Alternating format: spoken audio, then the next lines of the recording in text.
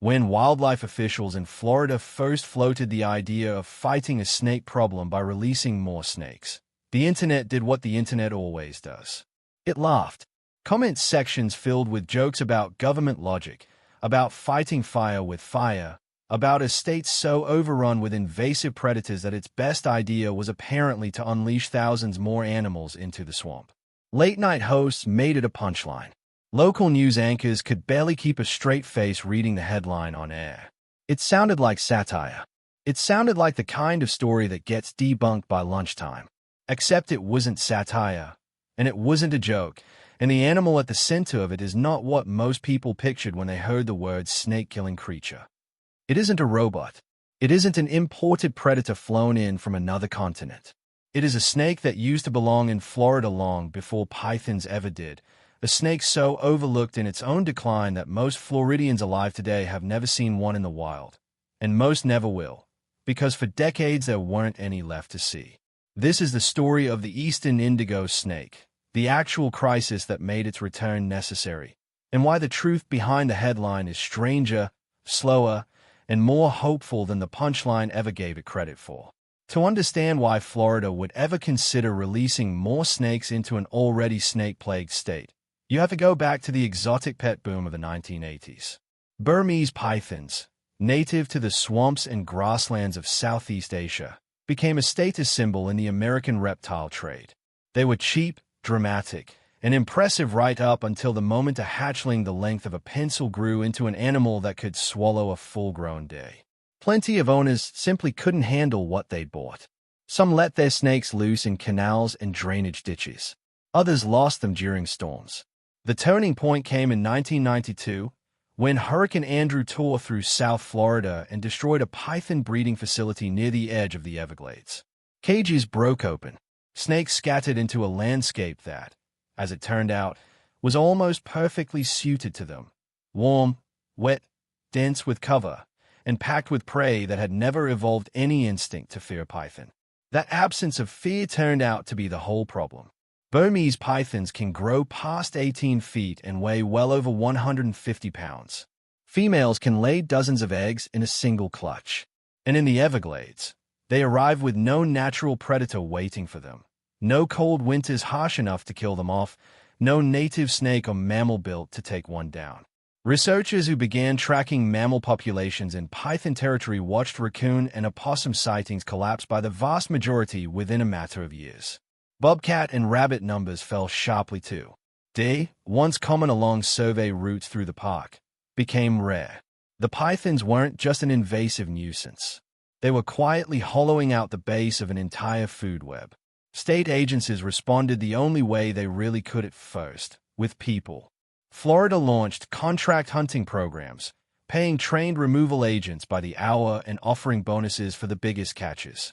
It created the now famous Florida Python Challenge, an annual competition that draws hunters from across the country willing to wade into sawgrass marshes at night with headlamps and snake hooks for a shot at prize money and bragging rights. Officials began experimenting with radio-tagged scout pythons, releasing males fitted with transmitters so biologists could track them back to breeding females and destroy entire nests at once. Since the year 2000, more than 20,000 pythons have been removed from the state and formally reported. That sounds like an enormous number, and it is. It is also, by most scientific estimates, a small fraction of the total population still hidden in the Everglades' roughly 1.5 million acres of marsh, hammock, and mangrove. Human hunters, however skilled, can only cover so much ground. Pythons are ambush predators built for camouflage, capable of lying motionless under leaf litter for hours while a person walks past close enough to touch them. For every snake a hunter finds, biologists believe many more go completely undetected. Florida needed something that could do what a person with a flashlight never could: move through the landscape constantly, day and night, in places humans can't easily reach, actively competing with pythons for territory and resources rather than just hunting them one at a time. That is the gap the eastern indigo snake was brought back to fill, not as a silver bullet, but as one more piece of a much larger, slower strategy. Here's the part of the story that got buried under all the jokes. The eastern indigo snake isn't new to Florida. It's the longest native snake species in North America, capable of reaching 8.5 feet, with a smooth, glossy, blue-black body that made early naturalists compare it to polished obsidian. It is non-venomous, generally shy around people, and remarkably unfussy about diet. It will eat rodents, frogs, birds, eggs, and other snakes, including venomous species like rattlesnakes and cottonmaids, toward which it shows a level of confidence that borders on indifference. Indigo snakes have a documented tolerance for pit viper venom that lets them tangle with prey most other predators avoid entirely.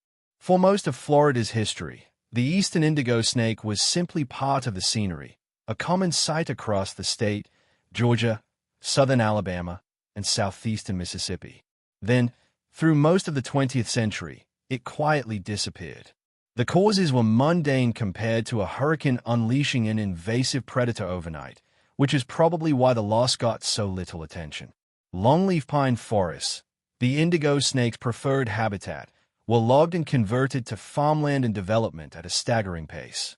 The snake also depends heavily on the burrows dug by gopher tortoises for shelter during cooler months, and as tortoise populations declined from habitat loss and disease, the indigo snakes that relied on their burrows lost their homes along with them. Roads fragmented the open, sandy habitat the species needs to travel and hunt. By 1978, the decline was severe enough that the eastern indigo snake was formally listed as a federally threatened species. In parts of its former range, it didn't just decline, it vanished completely. At the Nature Conservancy's Apalachicola Bluffs and Ravines Preserve in the Florida Panhandle, once considered prime indigo snake habitat, the species was last documented in the wild in 1982. For 35 years afterward, there were none. An apex predator that had shaped the local food web for millennia was simply gone, and the ecosystem had been quietly adjusting to its absence the entire time. So when officials talk about releasing snake-killing creatures into Florida, what they are actually describing is not some novel experiment dreamed up to fight pythons. It's the slow, deliberate repair of damage that predates the python crisis entirely, restoring a native predator to a role it used to hold in places it used to hold it, using animals raised specifically for this purpose. Reintroducing an apex predator isn't as simple as opening a crate in a forest and driving away. The Eastern Indigo Snake Recovery Effort, which formally organized in the early 2000s under a dedicated reintroduction committee, is one of the most methodical wildlife recovery programs in the country, built on a foundation most viewers never hear about: captive breeding, careful genetics, and years of habitat restoration that had to happen before a single snake could be released. At the center of it is the Orion Center for Indigo Conservation, operated by the Central Florida Zoo in Sanford. It is the only facility in the country dedicated specifically to breeding eastern indigo snakes for release into the wild. Adult snakes there are paired according to genetic guidelines designed to keep the reintroduced population as diverse and healthy as possible, avoiding the inbreeding problems that have doomed other small-scale reintroduction efforts. Hatchlings spend their first year at the center, then move to the Waylarkin National Fish Hatchery, where they are raised for roughly another year before they are large enough and strong enough to have a real shot at surviving on their own. Meanwhile, on the ground, the Nature Conservancy and partner agencies had to rebuild the habitat itself. Longleaf pine ecosystems depend on regular fire to stay healthy, fire that clears undergrowth, keeps the forest open, and allows the ground cover indigo snakes and their prey depend on to flourish. Decades of fire suppression across the southeast had let many of these forests grow dense and choked, unsuitable for the species that used to thrive there. Restoring the Apalachicola Bluffs and Ravines Preserve meant years of prescribed burns and active management before the site was ready to support snakes again. Only after all of that groundwork was in place did the actual releases begin. Starting in 2010, the program released eastern indigo snakes into the Conecuh National Forest in southern Alabama, and by 2017 it expanded into Florida itself at the Apalachicola Preserve. The releases have continued nearly every year since, typically somewhere between a dozen and 4 to 2 snakes at a time, timed for spring when conditions favor survival. It's a coalition effort spanning the U.S. Fish and Wildlife Service, the U.S. Forest Service, the Florida Fish and Wildlife Conservation Commission, Auburn University, Zoo Atlanta, the Joseph W. Jones Ecological Research Center, and several other partners, all coordinating around a single, patient goal: rebuild a self-sustaining wild population, one carefully raised generation at a time. This is where the clickbait title and reality genuinely part ways. And honestly, it's the more interesting version of the story. Thousands of creatures makes for a dramatic thumbnail, but it isn't what happened. As of the most recent release at the Apalachicola Preserve, the cumulative total across nearly a decade of reintroduction work stands at just over 200 snakes. Not thousands, not even 1,000. A little over 200 animals, released a few dozen at a time, year after year, into a single restored preserve in the Florida Panhandle. To anyone expecting an army of predators storming into the Everglades to solve the python crisis overnight, that number is almost comically small. It's easy to see why. Out of context, the whole idea drew mockery. A few dozen snakes a year sounds like a rounding error against a python population estimated in the tens of thousands spread across 1.5 million acres of wetland. Critics pointed out, correctly, that the primary indigo snake reintroduction site isn't even in the Everglades. It's in the Panhandle, hundreds of miles from the heart of the python invasion. The two crises, the historic loss of the indigo snake and the modern python explosion, aren't unfolding in exactly the same place, and a small, careful release program was never going to single-handedly solve either one on its own. But here's the twist that the mockery missed. This program was never designed to be an instant fix, and its success was never supposed to be measured in speed. It was designed to be measured in reproduction, in whether these reintroduced snakes could actually survive, pair up, and produce a new generation without any more human help. And that is exactly what started happening. In the fall of 2023, biologists monitoring the Apalachicola Preserve found something the entire program had been waiting more than a decade to see: two wild-born eastern indigo snake hatchlings, offspring of the previously released adults, discovered on site with no human intervention involved in their birth. It was the first confirmed evidence that the reintroduced population wasn't just surviving. It was reproducing on its own, exactly the way a healthy, self-sustaining population is supposed to. The following year, biologists tracking the site found a male indigo snake measuring roughly 6 feet long, an animal old enough and healthy enough that its size alone told researchers it had likely been thriving in the wild for years. In the spring of 2025, the program released its largest single cohort yet, more than 40 snakes in one batch, bringing the cumulative total at the preserve past 200. Program leaders described the trajectory as the strongest sign yet that a lost apex predator was genuinely re-establishing itself in a landscape it had been absent from for over 3 decades. None of that made for as punchy a headline as thousands of snake-killing creatures, but it's arguably a far more remarkable outcome. A species that had been completely wiped out of a region, extinct there in every practical sense, was not just surviving reintroduction. It was breeding, growing, and beginning to rebuild a population entirely on its own terms, in habitat that conservationists had spent decades preparing for exactly this outcome. It's tempting to frame this story purely as, will the indigo snake beat the python? Because that's the version the internet wants, a direct showdown, winner take all. But that framing misses what conservationists actually care about, which is the health of the whole ecosystem the indigo snake used to help hold together. Eastern indigo snakes aren't picky eaters, and that flexibility is exactly the point. By preying on rodents, they help keep populations of disease-carrying pests in check. By preying on venomous snakes like rattlesnakes and cottonmouths, they naturally reduce encounters between those species and people living nearby, an underappreciated public safety benefit of having a healthy indigo snake population around. And because indigo snakes rely so heavily on gopher tortoise burrows for shelter, their recovery is tightly linked to broader efforts to protect gopher tortoises themselves, a species that supports hundreds of other animals that also use those burrows for refuge from fire, heat, and predators.